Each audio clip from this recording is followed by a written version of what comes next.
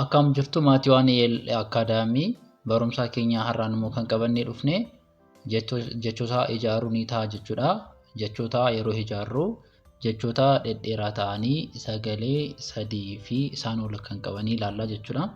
Yeroo jechoota kana ijaarru isin kan qabachuu qabdanii sirriitti jechoota dheeraa, gabaabaa, jabaa akkamitti dubbisuu dandeenya, akkasumas jechoota dhedheeraa akkamitti barreessuu dandeenya, akkamitti immoo dubbisuu dandeenya kan jedhu sirriitti hordoftu jechuudha. Kanaaf namoonni qubee adda baastanii namoonni dubbisaarra jirtanii akkasumas barreessuu isin rakkisu viidiyoo kanaadhaan irratti wanta baay'ee barattu. Ammaadhuma hordofaa isiniin jedha, ammaadhumaatti viidiyoo kana hordofaa.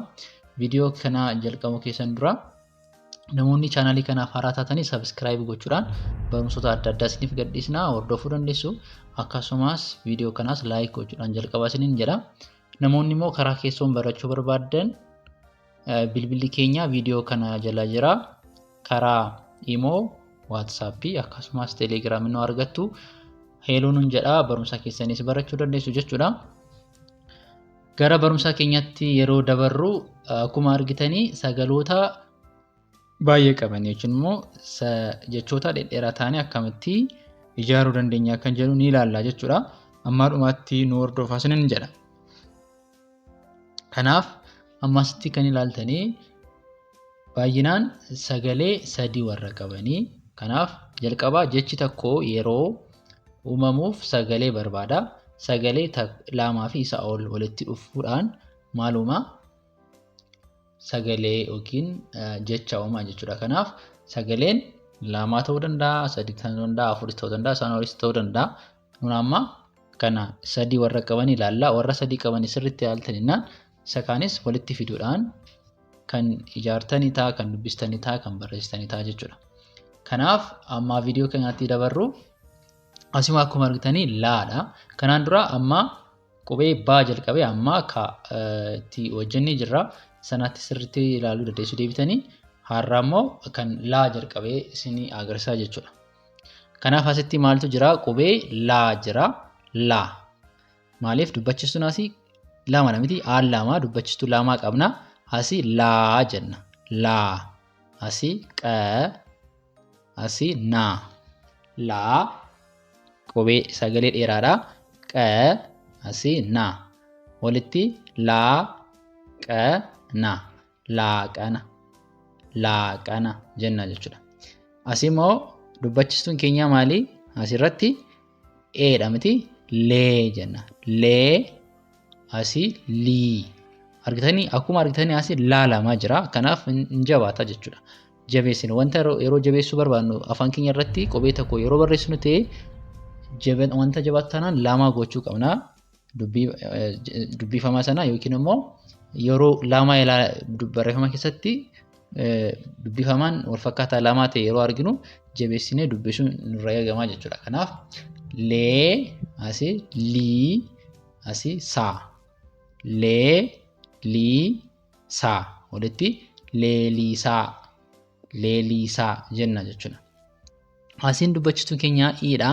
Kanaaf lii jenna. Lii qee asimmoo suu hin jabaata asis. Lii qee suu. Asii tokko yeroo ta'u sagaleen gabaabaadha. Lama yeroo ta'u dubbachiistuun sagaleen keenya hin dheerataa jechuudha. Dheeressinii dubbisna jechuudha. Kanaaf liiqee suu. Liqeessuu. Liqeessuu jenna jechuudha. Asii loo jenna. Dubbachiistuun keenya oodha miti? Kanaaf oo sagalee qaba. Loo jenna. Asii pee. Asii immoo rii. Loo tee rii. Loo tarii. Loo tarii jenna jechuudha. Asii immoo dubbachiistuun maa bukkiidha. Maadha miti? As kan jiru maa. Asii daa. Asii lee. Ma jenna. Maaliif sagalee gabaabaadha? Ma jenna. Maa jennu. Ma haa tokko qofa kan jiru. Asii daa jenna. Hin dheerata sagaleen. Daa. Ma. Daa. Lee.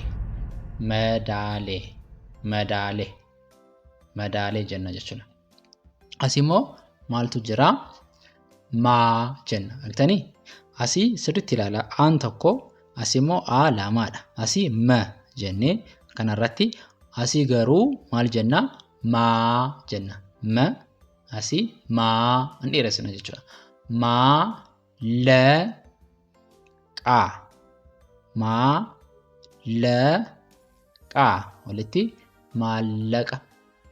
Maallaqa jenna jechuudha. Gara kana yeroo dhufnu immoo asiin dubbachistuu iidha. Mi taa. Mijataa walitti miijata jenna jechuudha. Asii mi jenna asitti, asii garuu mii jennee dheeressina. Soo ma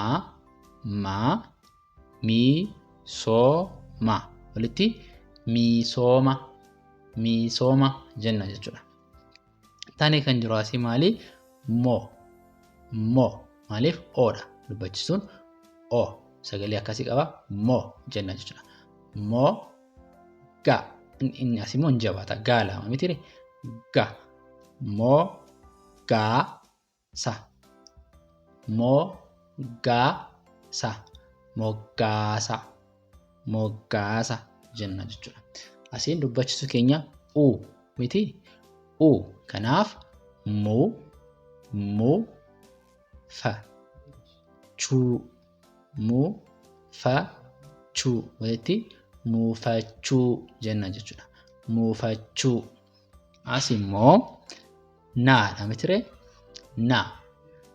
Aan lamaa kanaaf sagalee dheeraa qaba. Naa mu saa. Naa mu saa walitti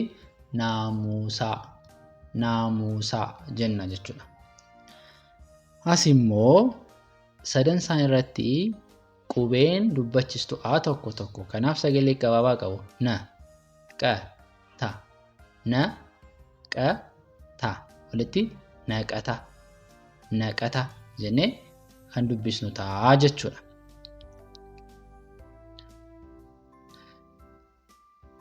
Taanee kan jiru immoo o dubbachistuudha. Dubbachistuun kamiyyuu jalqaba irratti yeroo dhufanii jecha tokko irratti yoo jalqaba irraa dhufanii maal ta'u? Of danda'anii dubbifamu jechuudha. Of danda'anii dubbifamu. Kanaaf o jenna asitti. Asii laa naa o laa naa olaanaa jenna. Olaanaa. Asiis o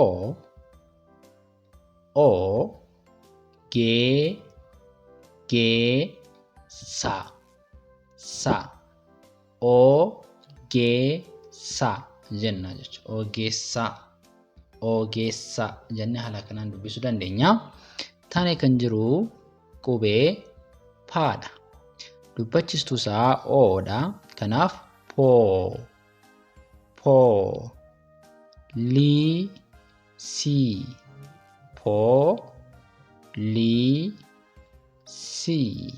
walitti poolisii jenna jechuudha. Taanee kan jiru maali? Qaa jenna. Qaadhaan qubeen kun qaa guddaa. Qaan immoo dubbachistuu tokko qaa jenna. Rooma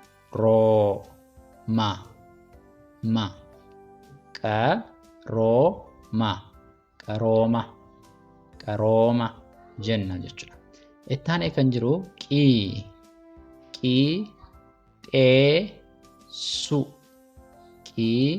qixxeessu walitti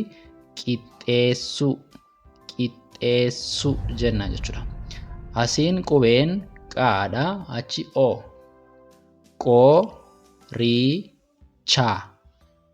qoricha walitti qoricha jenna jechuudha. Karaa kana yeroo dhufnu immoo maali? Asii ki hin jabaata. Kaan lamadha. Ki asii rakkina walitti rakkina rakkina jenna jechuudha. As immoo riifachuu riifachuu kanaaf walitti riifachuu jenna jechuudha. Yeroo kana asii dhufnu immoo ruu jenna. Ruu as immoo kii argitanii ruu kii hin jabaataa naa ruu kii naa walitti ruukina jenna jechuudha. Taanee kan jiru maali?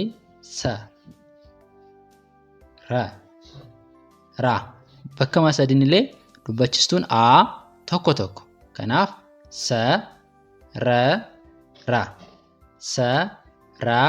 ra walitti sarara jenna jechuudha. Asiin dubbachistuun keenya maali?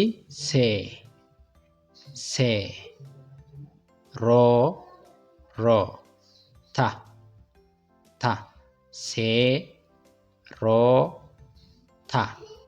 walitti seerota jenna jechuudha. Asimmoo maal jennaa? Maaliif dubbachistuun i'dha.